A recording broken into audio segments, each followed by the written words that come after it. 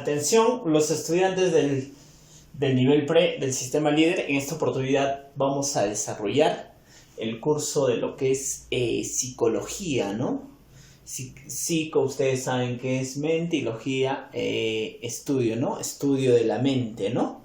Estudio de los procesos cognitivos y la conducta. Bien, dentro de eso nosotros hemos podido abordar que los procesos mentales o los procesos psicológicos se clasifican en los procesos cognitivos, afectivos y volitivos. Dentro de los procesos cognitivos hemos podido visualizar como una escalera los distintos procesos cognitivos, ¿no? La sensación, la percepción, la memoria, etcétera, ¿no? Hasta desarrollar el día de hoy de lo que es el tema del pensamiento y lenguaje. A ver, chicos, vamos a partir de la primera premisa. La primera premisa nos hace mención y nos hace determinar y nos dice que los procesos, el pensamiento es el proceso psicológico superior. Ustedes saben que en psicología hablamos de los procesos psicológicos básicos y los procesos psicológicos superiores. Los procesos psicológicos básicos son solamente, los procesos psicológicos básicos lo comparten el hombre y de igual manera lo tienen los animales, como es el caso de la sensación, ¿no es cierto? Los animales tienen sentidos que al igual lo tiene el hombre, pero cuando hablamos ya de los procesos psicológicos superiores, es exclusivamente del hombre, propiamente, ¿no? Y uno de estos procesos que es solamente el hombre, hablamos del pensamiento específicamente. Ahora, este pensamiento, cada pensamiento que nosotros podamos tener, lo vamos a expresar mediante el lenguaje. Todo la constitución de nuestro mundo está específicamente dentro de nosotros, en nuestros pensamientos, ¿no? Entonces no te olvides que para poder desarrollar el pensamiento ya se han ido desarrollando los anteriores procesos psicológicos. Ahora, sigamos. Vamos a determinar entonces el tema del día de hoy, lo que es pensamiento y lenguaje, para lo cual vamos con el concepto. ¿Qué nos dice? Pensamiento es el proceso que consiste en representar internamente, escuchen, de un modo general y abstracto los objetos bajo la idea de conceptos, juicios y razonamientos. Entonces, las ideas claves que vamos a determinar el día de hoy sobre estos procesos psicológicos superiores, vamos a determinar entonces esto, que el pensamiento nos permite o consiste en representar internamente, esto sería una primera idea, internamente, de un modo general y abstracto, objetos, mediante conceptos, juicios y razonamientos. A ver, vamos a partir de la idea de repente de poder determinar cuando hacemos el concepto de lo que es casa. Cada uno de nosotros hará una representación de una imagen y obviamente sabremos la categoría de qué es una casa, ¿no? Es una estructura que permite el refugio de las personas. Principalmente estas personas tienen lazos consanguíneos. ¿Te das cuenta? En estos instantes estamos usando, jovencitos, el pensamiento mediante conceptos, mediante juicios o razonamientos que vamos a ir determinando. Entonces, mire qué interesante es el pensamiento. Y este pensamiento, en estos instantes que se está generalizando, yo lo estoy expresando mediante el lenguaje. Mis pensamientos podrían quedarse dentro de mi ser, pero el proceso histórico y social ha hecho a que esos pensamientos yo lo pueda reflejar mediante el habla, ¿no? Mediante el lenguaje, ¿no? Esta articulación que me permite expresar, como se dice, mis pensamientos. Ahora, vamos a partir, sigamos. Acá en el aspecto número 2 vamos a hablar específicamente de los elementos. Uno de los primeros elementos, específicamente acá, es el pensar. ¿Y qué es el pensar? Miren acá. El pensar, chicos, es la elaboración de imágenes. ¿Dónde? obviamente entra en nuestra estructura cerebral, ¿no? El pensar es la elaboración de imágenes, ¿no? En estos instantes, te digo, zapato. Entonces automáticamente se va a crear, miren acá, se va a crear una imagen dentro de nuestro cerebro. ¿Está claro? Entonces, la primera característica es la elaboración de la imagen. Obviamente, esta elaboración de la imagen va a ser dado por ¿quién? Por el sujeto pensante, ¿no? El sujeto que está poniendo en marcha su pensamiento. El sujeto que está usando, como dice, su estructura cerebral para poder determinar lo que se está conformando o lo que ha podido visualizar o la idea que se ha podido crear, ¿no? En estos instantes, como se puede decir, este sujeto pensante está creando su pensamiento mediante una imagen que es una manzana. En tercer lugar, ¿qué vamos a tener? Miren acá. En tercer lugar, vamos a tener el pensamiento o formación del concepto. ¿Está claro? Ahí está el concepto de lo que vendría a ser la manzana. Listo. Entonces tenemos la operación integral que está dentro de nosotros, cada uno de nosotros que somos los sujetos y el producto del acto de pensar. Pienso en la manzana y obviamente el concepto será manzana. Y no te olvides que todo esto se va a expresar o la expresión del pensamiento va a ser mediante el lenguaje. Vamos a la siguiente parte.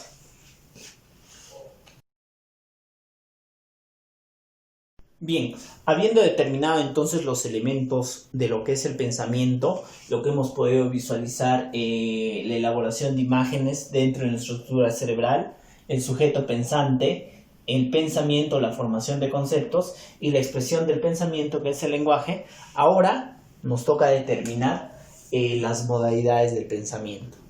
Nosotros, dentro de nuestro pensamiento, vamos a tener estas dos modalidades.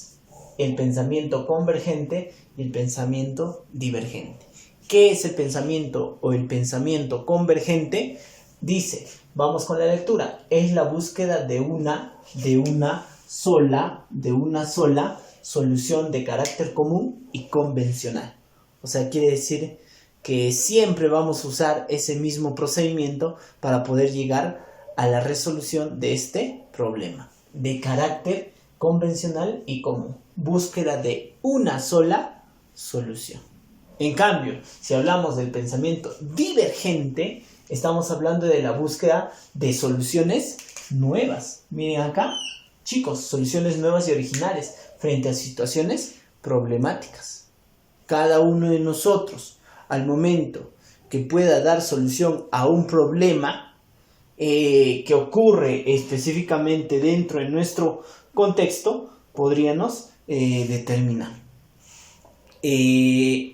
Cuando hablamos específicamente de repente de la teoría geocéntrica que se creía hasta el siglo XVI, era un pensamiento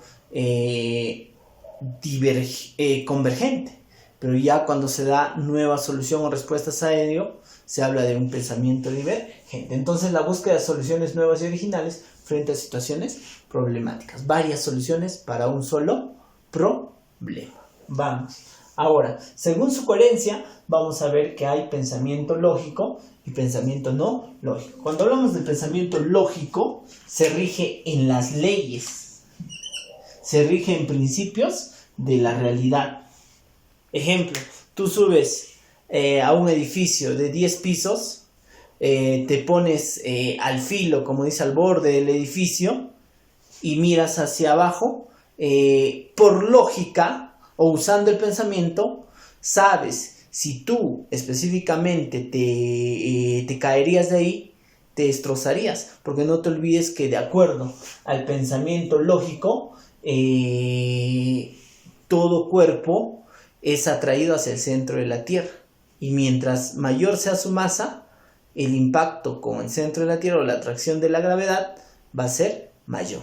Entonces, eso es un pensamiento lógico. Se rige a los principios de la realidad, se rige frente a la gravedad. Nosotros sabemos, si el agua lo ponemos a bajas temperaturas, por encima de los 0 grados centígrados, Un pensamiento lógico nos hará determinar que el agua pasa de un estado líquido a un estado sólido. Estamos hablando de los pensamientos lógicos que se basan a los principios de la realidad. En cambio, cuando hablamos de los pensamientos no lógicos, nos vamos a basar específicamente aspectos racionales, a la fantasía y a los prejuicios. El que yo te diga específicamente dentro de los prejuicios o fantasías de que existen los fantasmas es un pensamiento no lógico. El que yo te hable de leyendas, de mitos que no han sido corroborados científicamente, estamos hablando de un pensamiento no lógico. Obviamente, las personas ya por las costumbres usan estos pensamientos lógicos para poder dar respuesta a los distintos problemas que ocurren dentro de nuestro contexto. ¿Está claro? Listo. Entonces, por su coherencia, lógico y no lógico. Ahora, dentro de las operaciones del pensamiento tenemos analizar, sintetizar, comparar y generalizar. Estas son las operaciones que usa el pensamiento. Nuestro cerebro va a usar específicamente estas operaciones. ¿Qué es analizar? Es específicamente disgregar del todo en partes. Cuando tu profesor te diga, haz un resumen de la obra, de repente, ñacatita, tú estás usando específicamente analizar, estás disgregando. Cuando tú subrayas las ideas principales, estás usando la palabra analizar. Estás usando la operación del pensamiento que es analizar. 2, vamos, este es 1. Ahora el otro, 2, sintetizar. ¿Qué es sintetizar? Opuesto a analizar. De lo general, de las partes generales, vas a poder sacar específicamente ideas básicas. Comparación. ¿Qué es la comparación? Es la confrontación o correlación. Ejemplo, cuando hablamos de la comparación, podríamos hablar de la comparación que se da entre dos países. De repente, Perú es un país andino, amazónico y costero, mientras que Chile solamente es un país andino costero. Ahí está. Chile se ubica más al sur, Perú se ubica se ubica al norte, específicamente de Chile. Estamos usando la comparación, ¿no? O la correlación. ¿Qué correlación existe entre A y B? A eso se habla con la comparación, que es una operación de nuestro pensamiento. Y la generalización. Cuando hablamos de generalización, busca características comunes. Cuando hablamos de la generalización, cuando nosotros podemos identificar o cuando hacemos el concepto de perro, cada uno de nosotros va a generalizar. No importa de la raza que se esté pensando cada uno de nosotros. Sabemos que un perro tiene las características que puede desplazarse en 4 patas, ladra, específicamente tiene las características. A eso hace alusión con la generalización. Y ahora, por otra parte, vamos a hablar sobre las funciones del pensamiento. Ahora vamos a funciones del pensamiento. Dentro de las funciones del pensamiento, jovencitos, lo que vamos a trabajar en esta parte es, número 1, conceptuar. ¿Qué es conceptuar? Dice, consiste en describir y expresar cualidades esenciales y comunes de los objetos, ¿no? Cuando tú vas a usar la función del pensamiento de conceptuar, vas a darle, como dice, las cualidades esenciales. Cuando yo digo casa, como ya le dije, es un espacio o es un hábitat donde las personas o un grupo o una familia puede vivir. Es una estructura sólida, específicamente compuesta ya sea de material de fierros y ladrillos o de repente de adobe. Eso es una casa. Ahí estamos conceptualizando. ¿Qué estamos buscando? Las cualidades esenciales. ¿Está claro? Listo. Vamos. 2. Juzgar. Consiste en afirmar o negar algo de la realidad. Afirmar. Si yo digo específicamente cuando hablamos de juzgar, consiste, como dice, en afirmar. ¿Qué podemos afirmar? De repente es decir, los plátanos son frutas. Estamos afirmando. Así como podemos afirmar, también podemos negar.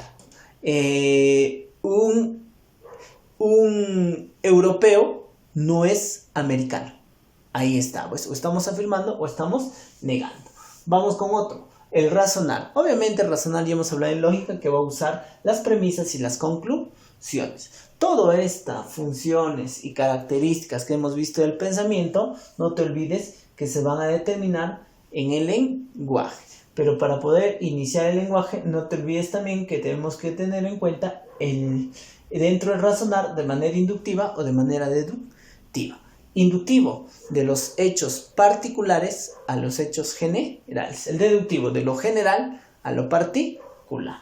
Ahora, cuando hablamos del lenguaje, como ya le decía, todos nuestros pensamientos se van a tener que expresar. ¿Mediante qué? Se van a tener que expresar específicamente mediante el lenguaje. ¿Qué es el lenguaje? Es un medio de comunicación y expresión. Es un medio de comunicación. Me permite comunicar lo que yo siento. Me permite expresar mi punto de vista. 2.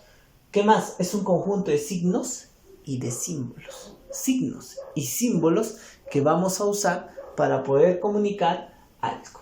Dentro de las características del lenguaje, sabemos que es convencional. ¿Qué dice? Que un mismo significado es para todos, ¿no? Si nosotros hacemos mención, plumón. El plumón, como dice, un mismo significado para todos. Todos nosotros vamos a manejar y vamos a crear en nuestra estructura cerebral lo que es el concepto de plumón. 2. Simbólico. Utiliza signos y símbolos que ya hemos podido determinar en ello. 3. Es estructurado. ¿Por qué? Tiene un orden y se rige mediante reglas, jovencitos, ¿no? Tiene un orden, la secuencia. A eso ustedes saben la estructura de la oración. El sujeto, el predicado, etcétera, etcétera. Hay reglas, obviamente, para la coherencia, para que se pueda entender. Y 4, es social. ¿Qué dice? Permite adaptarnos a la realidad. Mediante el lenguaje nos va a permitir adaptar a la realidad, jovencitos, porque el lenguaje permite que nosotros podamos conocer y a la par expresar eso que nosotros conocemos. Bien, por último vamos a hablar sobre las funciones del lenguaje. Tenemos la función informativa, la función expresiva y la función directiva. A ver, ¿qué es la función informativa? Permite comunicar información de la realidad. Si yo te digo, Lima es la capital de Perú, ¿qué te estoy haciendo? Te estoy informando. Entonces esa es la función informativa. Si yo te digo, Huancayo se ubica en el centro del Perú, te estoy informando. Vamos, expresiva. La función expresiva del lenguaje permite comunicar estados afectivos. El decirte te amo, te quiero, es una expresión específicamente afectiva, ¿no? Obviamente vamos a desplegar nuestro sistema de lenguaje más nuestro cuerpo, ¿no? Nuestra posición de cuerpo y todo, ¿no? Eso específicamente es la función expresiva. Y la función directiva se utiliza para preguntar, ordenar, pedir o prohibir. Hoy no vas a salir de casa. Entonces, eso es una función directiva. ¿Está claro? Listo. Ahora vamos a las preguntas. Vamos. Preguntas. A ver, impares. Número 1. ¿Por qué los animales no poseen un lenguaje? Sabemos que el lenguaje es una construcción, jovencitos, histórico y social. A lo largo de la historia se ha ido perfeccionando y puliendo, ¿no? A un inicio este lenguaje era vago, ¿no? Simplemente eran gestos y sonidos. Poco a poco se ha ido construyendo en un proceso histórico y obviamente social, ¿no? Implica la relación de un individuo con otros. Por ende, la clave es D. Listo. 3. El papel regulador y motivacional que el lenguaje tiene sobre la conducta lo vincula principalmente con los procesos. El papel regulador y motivacional que el lenguaje tiene sobre nuestra conducta es específicamente un proceso llamado los procesos volitivos, que tiene que ver específicamente con lo que es la voluntad, ¿no? La motivación o la voluntad. Por ende, la clave es la B. 5. La categorización del mundo implica la abstracción cuyo fin es separar lo esencial de lo secundario. ¿Cómo, profesor? La categorización del mundo implica la abstracción cuyo fin es separar lo, puntos suspensivos de lo. A ver, tengamos en cuenta que el pensamiento es específicamente la abstracción del mundo, ¿no? Si yo les digo zapato, estamos abstrayendo específicamente algo que ya conocemos dentro de nuestro cerebro mediante una imagen. Estamos, como se dice, sacando algo esencial, algo particular, algo que nos importa y dejando de lado lo demás. Por ende, la clave sería esencial y secundario. Por ende, la clave sería la D. 7. No es correcto sobre los conceptos. Acá la respuesta no tenemos ninguna de las anteriores. Por ende, la 7 lo dejamos. 9. El concepto y el razonamiento se diferencian debido a que el segundo, ustedes saben que el concepto son específicamente las palabras que están dentro de nuestra atracción, ¿no? Podríamos hacer mención de repente casa. Es específicamente un concepto.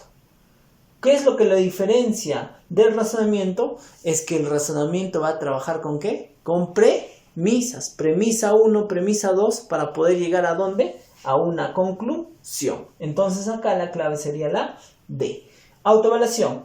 Cuando Kepler plantea su teoría innovadora sobre las órbitas, pensó de manera, Johannes Kepler, cuando busca innovar sobre cómo es que específicamente cómo son las órbitas de los planetas, tuvo otra manera de dar respuesta a este problema. Entonces hablamos de un pensamiento divergente. En la 1 es la A de autoevaluación divergente. 3. Las ciencias naturales llegan a las leyes estudiando casos particulares. Estudiando específicamente para poder corroborar una ley, se estudia casos particulares. Esto indica que se emplea la operación llamada la famosa síntesis. Por ende, la clave será la A. 5. Analizar mentalmente un conjunto de seres vivos sin verlos nos indica que el pensamiento requiere de una imagen. No te olvides, cuando hablamos específicamente a los seres vivos sin verlos de manera abstracta, indica específicamente que el pensamiento requiere de imágenes, ¿no? Imagínense que yo les diga, vamos a hablar el día de hoy de los elefantes. Ya cada uno de ustedes ha hecho una representación mental que es una imagen, ¿no? Obviamente. Y esa imagen es determinada por nuestro pensamiento. No es necesario que estén estos animales en presencia de nosotros. Sería 5. 7. Cuando subrayamos la idea central al leer, estamos haciendo... Cuando nosotros leemos o subrayamos la idea central, estamos haciendo un análisis de lo leído. Estamos disgregando del todo en partes. Clave B. 9. Discriminar entre paralelepípedo y dodecaedro constituye una operación mental de comparación. Estás comparando A y estás comparando B, ¿no? La premisa A con la premisa B. Por ende sería la D. Comparación. Muy bien, hemos finiquitado lo que es el pensamiento. A ti te toca resolver los pares en el módulo y transcribir la pizarra en lo que es el cuaderno. Eso es todo. Manda tus evidencias al correo correspondiente. Hasta la próxima.